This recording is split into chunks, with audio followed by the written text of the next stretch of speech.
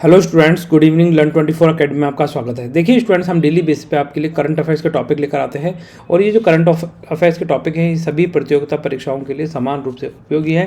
हालांकि हमारा जो फोकस है वो किस चीज़ पर है? केंद्रीय विद्यालय संगठन, इसके अलावा नवोदय विद्यालय स्कूल्स, इसके अलावा एकलव्य मॉडल रेजिडेंशियल स्कूल्स, इसके अलावा जो आपके टीचर्स के एग्ज़ाम है चाहे किसी भी स्टेट में हों, सेंटर के हों, है ना। तो ये हमारी कोशिश है कि इन एग्ज़ामों में आप बेहतर परफॉर्म कर पाएँ अगर आप हमारे जो चैनल से पढ़ रहे हैं तो ठीक है। तो हमारी कोशिश रहेगी कि जो आपके एजुकेशन के जितने भी टॉपिक्स हैं वो कवर कराए जा सके, साथ साथ करंट अफेयर्स के सारे टॉपिक कवर कराने की कोशिश करें जिससे आपके एग्जाम में एक भी क्वेश्चन गलत ना हो। अब देखिए यहाँ पर आज का जो लेक्चर है, हम देखो सबसे पहले तो आपको इन्फॉर्मेशन दे देते हैं। देखो हमारे क्या है, 2 करंट अफेयर्स के सेशन चलते हैं। एक करंट अफेयर्स चलता है जो जनरल करंट अफेयर्स है, पर डे का करंट अफेयर्स है, ठीक है। तो इसके जो लेक्चर्स आते हैं वो सुबह 8 बजे 8 AM to 9 PM 9 AM sorry AM PM बोल रहा हूँ, ठीक है। 8 बजे से 9 बजे के बीच में मिल जाएगा आपको ये करंट अफेयर्स के लेक्चर्स, ठीक है। और जो इवनिंग में करंट अफेयर्स के लेक्चर है, परंतु ये एजुकेशन पर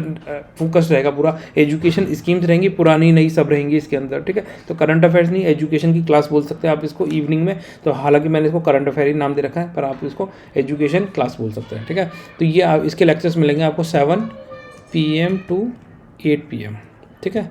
शाम को 7 बजे से लेकर 8 बजे के बीच में आपको ये एजुकेशन वाले जो लेक्चर्स हैं वो शाम को मिल जाएंगे और जो करंट अफेयर्स के टॉपिक्स हैं वो आपको सुबह मॉर्निंग में मिल जाएंगे। तो ये हमारे 2 टाइमिंग है जिस समय ये करंट अफेयर्स की टॉपिक्स चलते हैं। अब देखिए आज का जो लेक्चर है, पढ़े भारत बढ़े भारत, ठीक है। आपने यहाँ पे ये देखा होगा, थंबनेल में देख लिया होगा सर, है ना। तो यहाँ पे पढ़े भारत बढ़े भारत और यहाँ पे लिखा हुआ है पढ़े भारत कैंपेन। तो क्या ये दोनों चीज़ें एक है या अलग है? तो देखो ये दोनों अलग अलग स्कीम्स हैं, ठीक है। अब इन दोनों में कंफ्यूज नहीं होना है क्योंकि एग्जाम में इसी तरीके से कंफ्यूज करके आपके नंबर काटे जाते हैं, ठीक है। आप पढ़ के जाएंगे पढ़े भारत बढ़े भारत और आंसर करके आएंगे पढ़े भारत कैंपेन के अंदर, तो कभी भी आप सही नहीं कर पाएंगे। तो दोनों चीज़ों को मिक्स नहीं करना है, दोनों अलग अलग हैं, ठीक है। उससे पहले कर लेते हैं आज का जो मॉर्निंग में हमारी क्लास थी करंट अफेयर्स की, ये डेट वाइज आती है ना। तो ये थोड़ा सा ध्यान रख सकते हैं, इसमें डेट नहीं मिलेगा आपको। जो एजुकेशन वाली स्कीम है इसमें कोई डेट नहीं डाली जाती है और यहाँ पर जो ये वाली जो करंट अफेयर्स है मॉर्निंग वाली, उसके अंदर डेट के साथ आती है जिससे आप कंफ्यूज ना हो, ठीक है। तो ये थोड़ा सा ध्यान रखना है। इसके अंदर जनरल साइंस सब कुछ आता है इसके अंदर,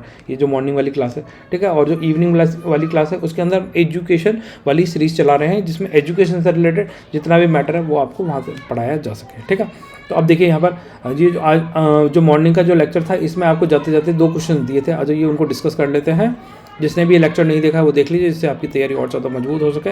तो देखिए पहला क्वेश्चन था, हाल ही में समाचारों में उल्लेखित फैटेनल क्या है? तो फैटेनल के बारे में पूछा गया कि आपने fentanyl recently mention in the news. तो ये क्या चीज़ है? ए टाइप ऑफ ड्रग है, इन्वेसिव प्लांट है, आर्टिफिशियल इंटेलिजेंस टूल है या एस्ट्रॉयड है? तो देखिए इसका आंसर क्या हो जाएगा? ऑप्शन नंबर ए है, अ टाइप ऑफ ड्रग है, आंसर ए, ठीक है। इसको मेंशन याद करें। फिर आ जाइए दूसरा, recently the reserve bank of India RBI के द्वारा इम्पोज किया गया रिस्ट्रिक्शंस लगाए गए हैं, ठीक है। किसके ऊपर? विच पेमेंट बैंक, इनमें से कौन सी पेमेंट बैंक के ऊपर रिस्ट्रिक्शंस लगाए गए हैं? RBI के द्वारा प्रतिबंध लगाए गए हैं, ठीक है। तो एयरटेल पेमेंट बैंक पे लगाए गए हैं, पेटीएम पेमेंट बैंक पे लगाए हैं, जियो पेमेंट बैंक पे लगाए हैं या इंडिया पोस्ट पेमेंट बैंक पे लगाए हैं? तो बताइए हाल ही में भारतीय रिजर्व बैंक ने किस पेमेंट बैंक पर प्रतिबंध लगाया है? तो इसका आंसर क्या हो जाएगा? ऑप्शन नंबर बी हो जाएगा, पेटीएम पेमेंट बैंक पर रिस्ट्रिक्शंस लगाए हैं RBI ने। तो ये थोड़ा सा ध्यान रख सकते हैं। अब आ जाओ आज के लेक्चर पर, अब पढ़ते हैं यहाँ से। देखिए यहाँ पे है पढ़े भारत बढ़े भारत। जब भारत पढ़ाई करेगा, भारत मतलब भारत के बच्चे पढ़ेंगे तो वो आगे बढ़ेंगे, ठीक है। तो यहाँ पर इस कैंपेन का मेजर फोकस किस चीज़ पे है? समझ के साथ प्रारंभिक पठन एवं लेखन तथा प्रारंभिक गणित कार्यक्रम है। ये एक तरीके का कि जो जब जैसे ही बच्चे की एजुकेशन स्टार्ट होती है तो उसमें इस तरीके से समझ विकसित करना है कि वो जो पढ़ रहा है उसको पढ़कर पढ़ना लिखना और उसको समझे, अंडरस्टैंड करे कि वो क्या चीज़ पढ़ रहा है, ठीक है। ऐसा नहीं है कुछ भी ढर्रे पे पढ़ा जा रहा है। तो इस माइंडसेट के साथ में ये पढ़े भारत बढ़े भारत स्कीम लाई गई थी कि प्रारंभिक शिक्षा में ही बच्चे को इस तरीके से इनकलकेट करना है कि बच्चा पढ़ना लिखना और मैथमेटिक्स की जो ज्ञान है, जो जोड़ घड़ाव है, उनमें भी उसको महारत हासिल हो, मतलब उसको वो इंजॉय करे, ये नहीं कि उसको बर्डन ले रहा है। तो इस तरीके ये समझ विकसित करने के लिए प्रोग्राम लाया गया था। तो ये प्रोग्राम कब स्टार्ट किया गया था? वर्ष 2014 में इस प्रोग्राम को स्टार्ट किया गया था। ये थोड़ा ध्यान रखते हैं किसके द्वारा किया गया था? मानव संसाधन विकास मंत्री थी उस समय पर स्मृति ईरानी 2014 में, ठीक है। तो उन्होंने इस प्रोग्राम को लॉन्च किया था।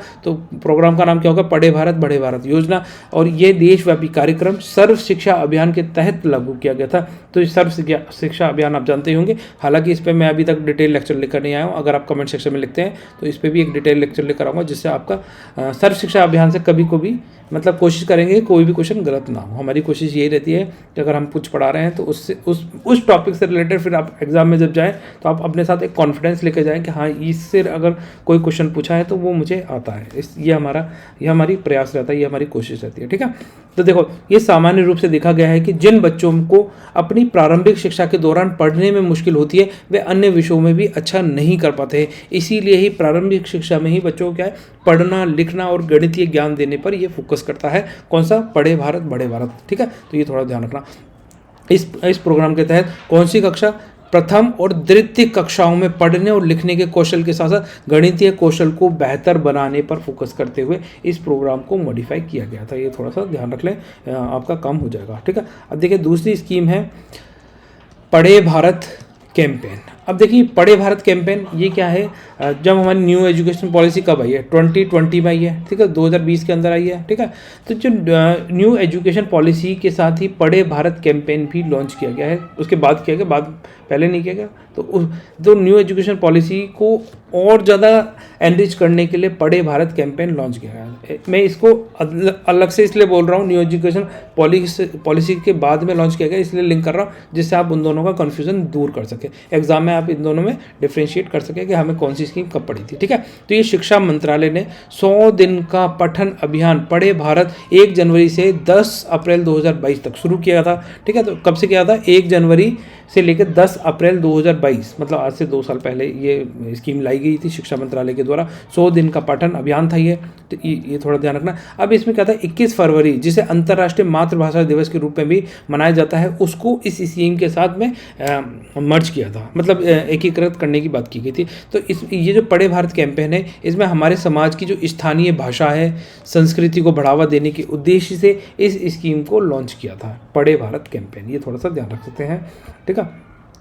अब देखिए इसके बारे में, यह अभियान राष्ट्रीय शिक्षा नीति जो हमारी न्यू एजुकेशन पॉलिसी 2020 के अनुरूप जो स्थानीय मातृभाषा, क्षेत्रीय जनजातीय भाषा में बच्चों के लिए उम्र के अनुरूप पढ़ने वाली किताबों की उपलब्धता सुनिश्चित करके बच्चों के लिए आनंद में पढ़ने की संस्कृति को बढ़ावा देने पर जोर देती है। तो बच्चों को क्या पढ़े, देखो आप स्कीम का जब नाम पढ़ेंगे पढ़े भारत कैंपेन, तो सब यहाँ पर क्या है, जो बच्चे हैं उनको पढ़ने के लिए मोटिवेट करना है कि वो ज़्यादा से ज़्यादा पढ़ने को रुचिपूर्ण हो जाए, मतलब जब भी वो किताब उठाए तो उनको वो आनंद में लगे, ऐसा नहीं बोर फील कर रहे हैं। तो इस फोकस के साथ में पढ़े भारत कैंपेन लॉन्च किया गया। और यहाँ पर क्या है, देखो यहाँ पे मदर टंग की जो बात करी जा रही है, तो ये न्यू एजुकेशन पॉलिसी में जो हमारी जो लोकल लैंग्वेज है, मदर टंग है ना, तो इनको भी बहुत ज़्यादा हाईलाइट किया गया। कोई इस अपनी मदर टंग में पढ़ना चाहता है तो उसके लिए वो सुविधा उपलब्ध कराई जाए। तो इसीलिए ये मदर टंग, ये जो इंटरनेशनल मदर्स डे कब सेलिब्रेट किया जाता है, 21 फरवरी को ही सेलिब्रेट किया जाता है। ये थोड़ा ध्यान रख सकते हैं, है ना।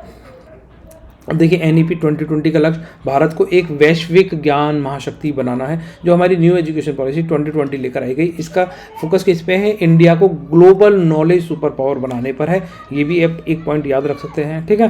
NEP स्वतंत्रता के बाद भारत में देखो हमारी क्या है, अभी तक 3 एजुकेशन पॉलिसी आई है, तो उसमें अगर हम बात करें स्वतंत्रता के बाद में एजुकेशन में अगर कोई महान क्रांतिकारी कदम उठाए गए तो ये तीसरी एजुकेशन पॉलिसी है। पहले 2 आ चुकी है, पहली कब आई थी, 1968 में आई थी, दूसरी कब आई है, 1986 में आई है, तीसरी कब आई है, 2020 में आई है। तो यहाँ पे यही लाइन लिखी है, NEP स्वतंत्रता के बाद भारत में शिक्षा के ढांचे का केवल तीसरा बड़ा सुधार है। पहले की 2 शिक्षा नीतियाँ 1968 और 1986 में लाई गई थी। ये आपको ये तीनों एजुकेशन पॉलिसी पता होनी चाहिए। ये बाल वाटिका में कक्षा 8 तक पढ़ने वाले बच्चों पर केंद्रित है, ठीक है। तो ये जो पढ़े भारत कैंपेन है, ये कौन सी क्लास तक के लिए है, कक्षा 8 तक पढ़ने वाले बच्चों पर फोकस करते हुए इस कैंपेन को लॉन्च किया गया था। और जबकि हमने पढ़े भारत अभियान में क्या देखा था, कक्षा प्रथम और द्वितीय की बात करता है, जबकि पढ़े भारत कैंपेन के अंदर कक्षा 8 तक पढ़ने पर फोकस करता है, ठीक है। इस अभियान को मूलभूत सुरक्षा और संख्यात्मक मिशन के दृष्टिकोण से लक्ष्यों के साथ जोड़ा गया है। वही fundamental literacy and numeracy mission के साथ जोड़ा गया है कि बच्चों को पढ़ने के साथ साथ उनको क्या होना चाहिए, मैथमेटिक्स के में भी रुचि होनी चाहिए, मतलब रुचि की तरफ उनका रुझान किया जा सके। इसका उद्देश्य बच्चे, शिक्षकों, अभिभावकों, समुदाय, शैक्षिक प्रशासकों, शैक्षिक मतलब एजुकेशन एडमिनिस्ट्रेटर्स हैं उनके आदि सहित राष्ट्रीय और राज्य स्तर पर सभी हितधारकों की भागीदारी सुनिश्चित करना है। इसके अलावा अगर हम आगे बात करते हैं अंतर्राष्ट्रीय मातृभाषा भाषा दिवस, ठीक है, तो यूनेस्को ने 1999 में 21 फरवरी को अंतर्राष्ट्रीय मातृभाषा दिवस के रूप में घोषित किया था। 21 फरवरी को किसने घोषित किया था? यूनेस्को ने किया था। UNESCO, United Nations Education Scientific and Cultural Organization, इसकी फुल फॉर्म हो जाएगी, ये आपको पता होनी चाहिए। इसने 21 फरवरी को क्या डिक्लेयर किया है? मातृभाषा दिवस, है ना, मदर लैंग्वेज डे के रूप में डिक्लेयर किया था 1999 के अंदर, और वर्ष 2000 से इसे पूरे देश ने सेलिब्रेट करना चालू किया था। एक्चुअली क्या था, यह दिन बांग्लादेश द्वारा अपनी मातृभाषा बंगाल की रक्षा के लिए किए गए लंबे संघर्ष की भी याद दिलाता है। क्यों याद दिलाता है? क्योंकि 21 फरवरी को अंतर्राष्ट्रीय मातृभाषा दिवस के रूप में मनाने का प्रस्ताव कनाडा में रहने वाले बांग्लादेशी रफीकुल इस्लाम द्वारा सुझाया गया था। ठीक है, तो बांग्लादेश चाहता था कि उनकी जो मदर टंग है, मदर लैंग्वेज है, वो पॉपुलर हो, दुनिया में जानी जाए कि हमारे देश की ये मदर टंग है। ठीक है, तो इसीलिए बांग्लादेश के लंबे संघर्ष को हम याद रख सकते हैं 21 फरवरी के साथ में। उन्होंने बंगाल भाषा आंदोलन के दौरान ढाका में 1952 में हुई हत्याओं की याद में उक्त तिथि का प्रस्ताव रखा था। ठीक है, तो ये थोड़ा ध्यान रखें। इस पहल का उद्देश्य मातृभाषा को संरक्षित और बढ़ावा देना है। देखो, अपनी अपनी सभी लोगों की अपनी अलग अलग मातृभाषाएं होती हैं, तो इसको प्रोटेक्ट करना, है ना, और साथ साथ प्रमोट करना, यही हमारा लक्ष्य होना चाहिए। इसका उद्देश्य दुनिया के विभिन्न क्षेत्रों में विविध संस्कृति और बौद्धिक विरासत की रक्षा करना है। अब देखिए, भारत के अंदर हम एजुकेशन से रिलेटेड कुछ प्रोविजन देखते हैं। भारत में शिक्षा से रिलेटेड क्या क्या प्रोविजन हैं जहाँ से आपके एग्जाम में क्वेश्चन पूछे जा सकते हैं। देखो, हमने ये मदर टंग क्यों पढ़ा, अंतर्राष्ट्रीय मदर लैंग्वेज हमने इसलिए पढ़ा क्योंकि यहाँ पर क्या है, अगर आप इस अभियान की बात कर रहे हैं, पढ़े भारत कैंपेन, तो 21 फरवरी जिसे अंतर्राष्ट्रीय मातृभाषा दिवस के रूप में मनाया जाता है को भी इस अभियान के साथ एकीकृत किया गया है। ठीक है, तो हमें फिर ये पता होना चाहिए अंतर्राष्ट्रीय मातृभाषा दिवस कब सेलिब्रेट किया जाता है। ठीक है, और क्यों किया गया है, थोड़ा सा डेप्थ में जाना जरूरी था, तो वो आपको पता होना चाहिए। ठीक है, अब आ जाइए यहाँ पर एजुकेशन इन इंडिया।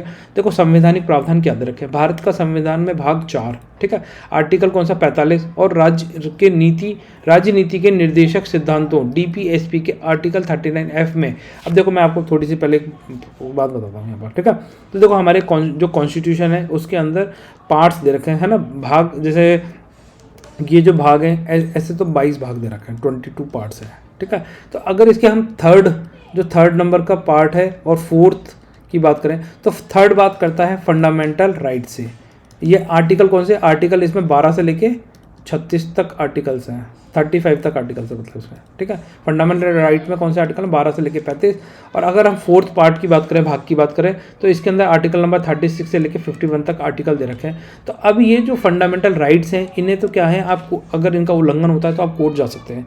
परंतु ये जो DPSP हैं, directive principles of state policies, ये जिन्हें हिंदी में बोला जाता है राज्य नीति के निर्देशक सिद्धांत, ठीक है, तो इनका अगर वायलेशन होता है तो आप कोर्ट में नहीं जा सकते हैं। आप ये नहीं कह सकते सरकार मेरे लिए ये नहीं कर रही इसलिए मैं कोर्ट में आ गया, ऐसा नहीं कर सकते आप, है ना। तो ये सरकार पे बाउंडिंग नहीं है, सरकार अपनी मर्जी से कर सकती है ये सारी चीज़ें जो DPSP में लिखी हुई है। तो अब यहाँ पर देखिए, भारतीय संविधान का भाग 4 में आर्टिकल 45 और राज्य नीति, ये DPSP हो गया, है ना, directive principles of state policy, और आर्टिकल नंबर 39F, ये भी किसका भाग हो गया, ये भी फंडामेंटल ने DPSP का पार्ट हो गया। तो आर्टिकल नंबर 39F में राज्य वित्त पोषित और साथ ही न्याय संगत और सुलभ शिक्षा का प्रावधान दे रखा है। तो जब आप ये देखेंगे, आर्टिकल नंबर 45 किस चीज़ की बात करता है, फ्री एंड कंपलसरी एजुकेशन की बात करता है, और आर्टिकल नंबर 39F किसकी बात करता है, इसमें डायरेक्ट एजुकेशन का नहीं दे रखा, पर मैं आपको लेके चलता हूँ। देखो यहाँ पर एक बार कहाँ गया आर्टिकल, ये ठीक है। अब आप यहाँ देखिए, आर्टिकल नंबर 45 किसकी बात कर रहा है, provision of free and compulsory education for children.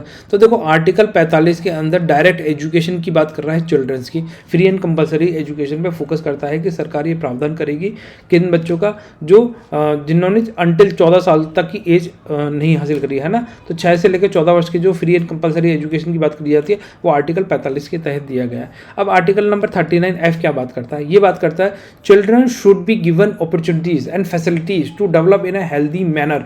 अब जब चिल्ड्रंस हैं उनको अपॉर्चुनिटी फैसिलिटी कैसे मिलेगी, जब उनको शिक्षित किया जाएगा तभी तो वो हेल्दी मैनर में डेवलप हो पाएंगे। अगर वो शिक्षित ही नहीं होंगे तो वो लेबर बन जाएंगे, है ना, मतलब फिर काम धंधे क्या ढूंढेंगे, मेहनत मजदूरी करेंगे, पढ़ेंगे लिखेंगे तो क्या वो हेल्दी मैनर में डेवलप हो सकता है? नहीं। तो यहाँ पर क्या इस आर्टिकल में ये बात कर गई है कि children should be given, childrens को ये अपॉर्चुनिटी दी जाएगी किसके द्वारा, सरकार के द्वारा, कि वो हर ये प्रयास करे जिससे उनका हेल्दी मैनर में डेवलपमेंट हो सके। ठीक है, इस चीज़ पे फोकस कर रहा है। तो यहाँ पर क्या होगा, सरकार फिर क्या करेगी, स्कूल्स कॉलेजेस बनाएगी, उनमें बच्चों को पढ़ने का अधिकार देगी, और जो बच्चे पढ़ नहीं पाते हैं उनके लिए, मतलब जो अफोर्ड नहीं कर पाते उनकी फीस, तो उनको क्या है, जो भी सरकार प्रयास कर सकती है, स्टाइफंड जो भी स्कॉलरशिप देकर उनको आगे पढ़ाने का कार्य करेंगे। तो आर्टिकल नंबर 39F ये बात करता है। अब थोड़ा समझ में आया होगा। तो यहाँ पर जो ये आर्टिकल लिखे हुए हैं, article number 45 and article number 39F, कि ये DPSP के आर्टिकल्स हैं जो ये प्रोविज़न करते हैं कि सरकार क्या करेगी, बच्चों के पढ़ने के लिए प्रोविजंस करेगी। इतना समझ जाओ। ठीक है, फिर देखिए यहाँ पर आर्टिकल नंबर 76 में संविधान में 42वें संविधान संशोधन द्वारा शिक्षा को राज्य से समवर्ती सूची में स्थानांतरित कर दिया गया। अब देखो यहाँ पर जो ये 42nd कॉन्स्टिट्यूशनल अमेंडमेंट किया गया था, इसको हम मिनी कॉन्स्टिट्यूशनल अमेंडमेंट बोलते हैं, क्योंकि इस समय पर हमारे बहुत ज़्यादा कॉन्स्टिट्यूशन में अमेंडमेंट किए गए थे 1976 के तहत। ठीक है, उसमें एक अमेंडमेंट ये भी किया गया था। अब देखो यहाँ पर पहले समझो, हमारे जो क्या है कॉन्स्टिट्यूशन है उसमें शेड्यूल्स दे रखे हैं, 12 शेड्यूल है। ठीक है, इन 12 शेड्यूल में से जो 7th नंबर की शेड्यूल है वो क्या कहती है कि इसने सब्जेक्ट का डिवीज़न किया हुआ है। किस तरीके से, कुछ सब्जेक्ट किसको दिए, सेंट्रल गवर्नमेंट को, कुछ सब्जेक्ट दिए गए हैं स्टेट गवर्नमेंट को, और कुछ सब्जेक्ट दिए गए हैं इन दोनों को, जिसको कॉन्करेंट बोलते हैं। कॉन्करेंट सब्जेक्ट मतलब इस पर कानून स्टेट भी बना सकती है और सेंट्रल भी बना सकती है। स्टेट सब्जेक्ट पर स्टेट कानून बनाएगा, सेंट्रल जो सब्जेक्ट्स हैं उन पर सेंटर कानून बनाएगा। तो अब इन्होंने क्या करा, 42वें संविधान संशोधन से जो एजुकेशन था, पहले कहा था स्टेट का ये सब्जेक्ट हुआ करता था, पहले कहा था यहाँ पर था स्टेट्स के पास में, इसको उठा के कहाँ दे दिया, कॉन्करेंट में डाल दिया। अब इस पर सेंट्रल भी कानून बनाएगी और स्टेट में भी कानून मिलकर बना सकती है। तो ये वाली बात कर रहा है 42nd कॉन्स्टिट्यूशनल अमेंडमेंट। क्या करा, स्टेट से सब्जेक्ट हटा के मतलब स्टेट के पास जो पावर थी एजुकेशन पे, उसको क्या कर दिया, सेंटर मतलब कॉन्करेंट लिस्ट के अंदर ले गए। ये थोड़ा सा ध्यान रख सकते हैं। ठीक है, अब अजय नेक्स्ट, केंद्र सरकार की शिक्षा नीतियाँ एक व्यापक दिशा प्रदान करती है और राज्य सरकारों से इसका पालन करने की अपेक्षा की जाती है, लेकिन यह अनिवार्य नहीं है। ठीक है, अब देखो यहाँ पर सिंपल सी बात है, ये अगर इस तरीके से आपके एग्जाम में क्वेश्चन आ जाए कि सेंट्रल गवर्नमेंट ने मान लीजिए एजुकेशन से रिलेटेड कुछ नीतियाँ बनाई हैं, कोई गाइडलाइंस दी हैं, और वो स्टेट को बोला है कि आप इनको फॉलो करो। अब क्या स्टेट के ऊपर ये बाउंडिंग है कि वो इसको फॉलो करे? तो ऐसा कोई बाउंडिंग नहीं है। इसके लिए एक एग्जाम्पल भी दे रखा है कि तमिलनाडु ने 1968 में पहली शिक्षा नीति द्वारा निर्धारित 3 भाषा फॉर्मूला, 3 लैंग्वेज फॉर्मूला पालन नहीं करता है। ठीक है, जो फर्स्ट एजुकेशन पॉलिसी आई थी उसके अंदर 3 लैंग्वेज फॉर्मूला लेकर आए थे, पर तमिलनाडु सरकार उसको फॉलो नहीं करती। तो इसका मतलब यह है कि जो सेंट्रल जो गाइडलाइंस इशू करता है या फिर जो पॉलिसीज़ बनाता है उनको स्टेट को फॉलो करना कोई कंपलसरी बाउंडिंग नहीं है, वो अपनी मर्जी से कर सकते हैं। ठीक है, आर्टिकल नंबर फिर आ जाइए, नेक्स्ट चलते हैं। 2002 में 86वें संशोधन ने शिक्षा को आर्टिकल 21A के तहत एक परिवर्तनीय अधिकार बना दिया। अब देखो यहाँ पर बात क्या कर रहा है, अभी अपन ने पीछे देखा था, यहाँ पर ये हो गया DPSP। ठीक है, ये क्या होगा, एक सेकेंड। ठीक है, ये होगा DPSP कितने दे रखा है, आर्टिकल नंबर 36 से लेकर 51। अब ये पहले क्या था, ये आर्टिकल नंबर 45 के अंदर था, पर 86वां संविधान संशोधन किया गया, 86 कॉन्स्टिट्यूशनल अमेंडमेंट किया गया सन 2002 के अंदर। ये कई बार पूछे जाते हैं, यही सीधे सीधे डेटा आउट करा जाता है, इनको अच्छे से रट लें, है ना। तो इसमें क्या करा, एजुकेशन को एनफोर्सेबल राइट बनाया गया। कैसे बनाएंगे, जब इसे हम उठाकर, DPSP क्या है, एनफोर्सेबल राइट नहीं है, उठाकर जब हम फंडामेंटल राइट की तरफ लेके जाएंगे तो फंडामेंटल राइट में कौन सा, आर्टिकल नंबर 21A। ठीक है, इसके अंदर इसको अमेंड करके जोड़ दिया गया। तो 21A के अंदर जोड़ते ही ये क्या हो गया, एनफोर्सेबल राइट हो गया। अब अगर कोई आपको एजुकेशन नहीं देता है तो आप कहाँ जा सकते हैं, कोर्ट के अंदर जा सकते हैं, उसको एनफोर्स करा सकते हैं कि भाई मेरा ये राइट है पढ़ने लिखने का और मुझे पढ़ने लिखने नहीं दिया जा रहा। आप जाके सीधे कहाँ जा सकते हैं, कोर्ट के अंदर घुस जाइए। ठीक है, ऐसे डायरेक्ट तो नहीं घुस सकते, पर मतलब अपने राइट के लिए, हक के लिए आप कोर्ट जा सकते हैं, पर DPSP में आप कोर्ट नहीं जा सकते थे। अगर ये DPSP में आर्टिकल नंबर 45, आर्टिकल नंबर 39 के तहत सरकार कोई काम नहीं कर कर रही, नहीं पढ़ा रही, बोल रही है हम नहीं पढ़ाएंगे, तो आप कोर्ट नहीं जा सकते। ठीक है, यहाँ पर 21 आर्टिकल नंबर 21 के तहत अगर सरकार मना भी करती है तो आप वहाँ जा सकते हैं, बोल सकते हैं कि मेरा ये अधिकार है, मुझे पढ़ने लिखने नहीं दिया जा रहा, तो कोर्ट उसके लिए प्रोविज़न करके देगा। ठीक है, आ जाओ यहाँ पर। अब देखिए संबंधित कानून। शिक्षा का अधिकार कौन सा? अधिनियम 2009 का लक्ष्य है कि 6 से लेकर 14 वर्ष की आयु के सभी बच्चों को प्राथमिक शिक्षा प्रदान करना और शिक्षा को मौलिक अधिकार फंडामेंटल राइट के रूप में लागू करना है। तो ये कौन सा वर्ष 2009 का जो RTE है, राइट टू एजुकेशन एक्ट है। ठीक है, राइट टू एजुकेशन एक्ट 2009, इसका मेन ऑब्जेक्टिव क्या है कि 6 से लेकर 14 वर्ष तक के जो बच्चे हैं उनके लिए फ्री एंड कंपलसरी एजुकेशन दी जा सके, और जो एजुकेशन है उसको क्या एनफोर्स करना है एज एन फंडामेंटल राइट। ये थोड़ी सी बात करता है। ठीक है, और ये गैर अल्पसंख्यक निजी गैर सहायता प्राप्त स्कूलों को अधिक एकीकृत और समावेशी स्कूल शिक्षा प्रणाली बनाने में भी सहायक है। जैसे कि वंचित वर्गों के बच्चों के लिए अपनी प्रवेश स्तर की कम से कम 25 सीटें अलग से रखने का आदेश देती है।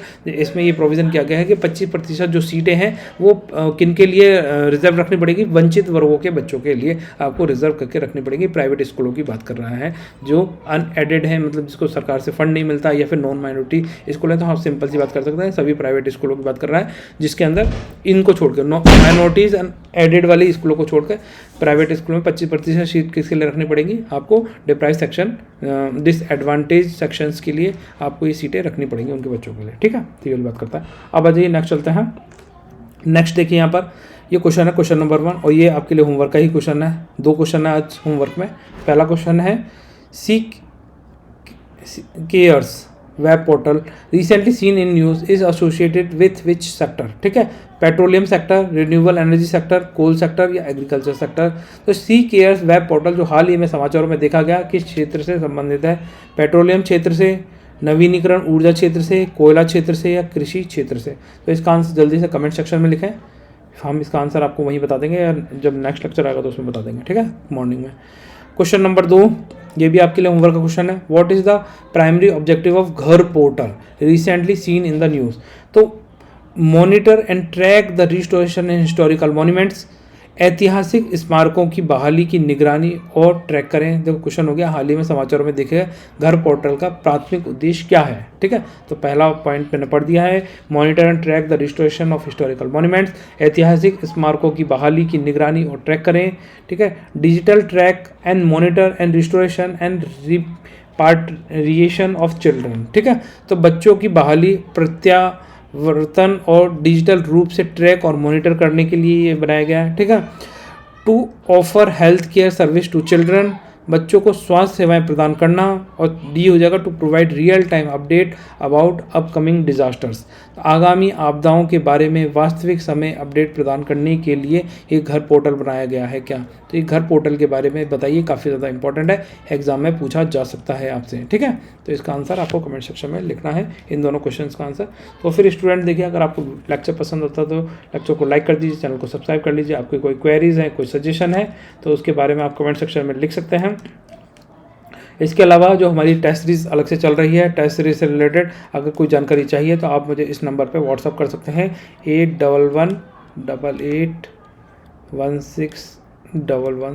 देखो हमारा कोई ऐसा ऑब्जेक्टिव नहीं है कि आपको एनफोर्स किया जाए टेस्ट सीरीज़ के लिए, पर अगर आप रेगुलर टेस्ट देते हैं तो इससे आपकी ही जो क्वालिटीज़ हैं वो इम्प्रूव होंगी। आप जो पढ़ रहे हैं उसको ज़्यादा अच्छे लंबे समय तक रिटेन कर पाएंगे। जब भी देखो आप जो चीज़ पढ़ते हो, जब आप उसका टेस्ट देते हो, ये मैं क्वेश्चंस क्यों लेकर आता हूँ, हालांकि ये मैंने लेक्चर्स पढ़ाया नहीं है, फिर भी ये एक्स्ट्रा है, एक्स्ट्रा मटेरियल इसलिए लेकर आता हूँ कि आपको ये लगना चाहिए कि आपने जो पढ़ा है वो अभी भी कम है।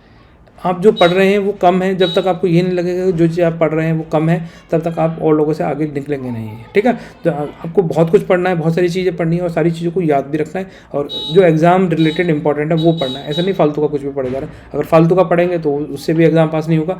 जो एग्ज़ाम रिलेटेड इंपॉर्टेंट थिंग्स होंगी वो चीज़ें पढ़ेंगे, एग्ज़ाम की क्या डिमांड है उन चीज़ों को ध्यान में रखते हुए तभी आप और लोगों से आगे निकल पाएंगे। और हमारा ऑब्जेक्टिव यही है कि हम जो पढ़ाएं वो बहुत ज़्यादा ऑथेंटिक सोर्स से हो, तो हम जो भी डेटा लेकर आते हैं वो ऑथेंटिक सोर्स से लेकर आते हैं, और जितने भी क्वेश्चन ये प्रिपेयर किए जाते हैं ये सब आपके एग्ज़ाम की डिमांड को देखते हुए प्रिपेयर किए जाते हैं। तो अगर आपको हमारे लेक्चर पसंद आते हैं, लेक्चर को लाइक कर दीजिए और शेयर कर दीजिए, जो आप करते नहीं हैं, कर सकते हो तो कर देना, ठीक है।